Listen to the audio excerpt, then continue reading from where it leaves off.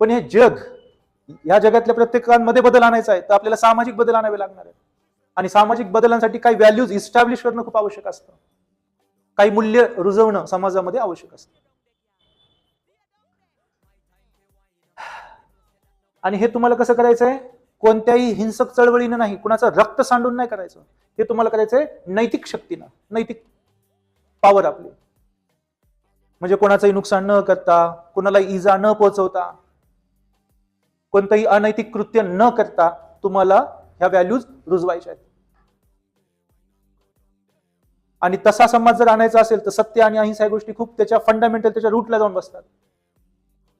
या गोष्टी ऐकणारा समाज पाहिजे. आपल्याला मोरल गोष्टींनी सगळा समाज ऐकतोय, तो समाज कसा पाहिजे? सत्य आणि अहिंसेवर आधारित पाहिजे ना, व्हायलन्सवर आधारित असणार. एखादा डॉन ऐकेल का? त्या डॉनला जर हे मोरल पॉवर आणि गोष्टी बोलल्या तर तुम्हाला आधी सगळ्यात मोठा बॉम्ब आणा आणि बांधायला.